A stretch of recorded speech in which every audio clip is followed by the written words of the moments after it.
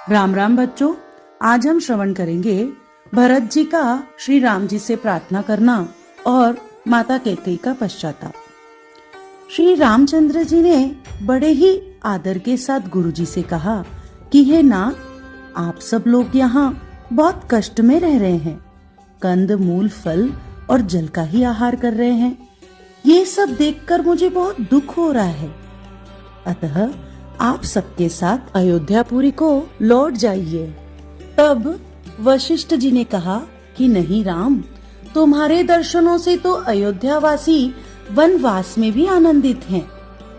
यहाँ पे जो वन में रहने वाले लोग हैं, कोल, किरात और भील आदि, वे सभी बड़ी ही सुंदर व्यवस्था कर रहे हैं और उधर सीता जी सभी सासुओं की आदर पूर्वक एक सी सेवा कर रही है।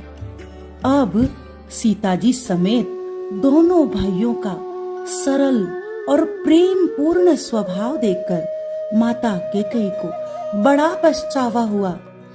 वे बार बार ये सोचने लगी कि ये मैंने क्या किया, इतने मर्यादा पुरुषोत्तम मेरे राम के साथ मैंने ये क्या कर डाला। ये धरती फटती क्यों नहीं और मैं इसमें समा जाऊं, ऐसा विचार उनके मन में आने लगा। और उधर भरत जी की तो रातों की नींद ही उड़ गई थी, न उन्हें भूख लगती थी न प्यास लगती थी। वे केवल यही सोच रहे थे कि मैं क्या उपाय करूं कि मेरे भैया राम का राज्याभिषेक हो। ये सोचते सोचते उनकी रात व्यतीत हो गई और फिर अगले दिन उन्होंने अपने मन की सारी बातें गुरु वशिष्ठ जी के सामने प्रस्तुत की। गुरु जी अत्यंत आनंदित हुए और उन्होंने कहा कि हे तात, तुम दोनों भाई भरत और शत्रुघ्न वन में रह जाओ और लक्ष्मण, सीता और श्री रामचंद्र जी को अयोध्या लौटा दिया जाए। इस बात को सुनते ही भरत जी अत्यंत प्रसन्न हो गए और उनका मन आनंदित हो गया। आज उनके मन की हो गई। और तभी मुनि वशिष्ठ जी ने सभी माताओं, मंत्रियों, सभासदों को एकत्रित करके ये चर्चा की कि अब आगे क्या करना चाहिए। और फिर भरत जी ने अपने सारा विचार और गुरु जी की आज्ञा राम जी के सामने प्रस्तुत की। भरत जी बार बार यही बात कहने लगे कि इन सब अनर्थों का मूल कारण मैं ही हूँ। मेरे ही कारण आज मेरे भैया भाभी को इतना कष्ट भोगना पड़ रहा है। अवधपुरी के सब नर नारी दुख से जल रहे हैं। मैं ही इन सब अनर्थों का मूल हूँ। इन बातों को सुनकर सारी सभा में सन्नाटा छा गया।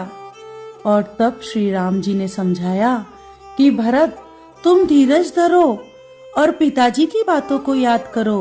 पिताजी ने भी सत्य की रक्षा की, उन्होंने अपने प्राण त्याग दिए पर उन्होंने वचन नहीं छोड़ा। तुम उन्हीं बातों को स्मरण करो भरत। परंतु भरत जी फिर दोनों कर कमलों को जोड़कर प्रणाम करके उनसे फिर अपनी व्यथा कहने लगे कि भैया, आप अयोध्या को लौट चलिए, मैं वन में रह लूंगा, परंतु अयोध्या को आप सनाथ कीजिए। इतने में ही जनक जी का आगमन सुनकर अयोध्या का सारा समाज हर्षित हो गया। अयोध्या के सब नर नारी भगवान विष्णु के चरणों में वंदना करने लगे कि श्री राम जी राजा हो, जानकी जी रानी हो और अयोध्या आनंद की सीमा को पार करे। सारा समाज सहित सुख पूर्वक हम वहीं बसें और श्री राम जी भरत जी को युवराज बनाएं। और ऐसे ही प्रार्थना करके अवधपुरी के सब नर नारी श्री राम जी का दर्शन करके पुलकित होकर उन्हें प्रणाम करने लगे। नारायण नारायण।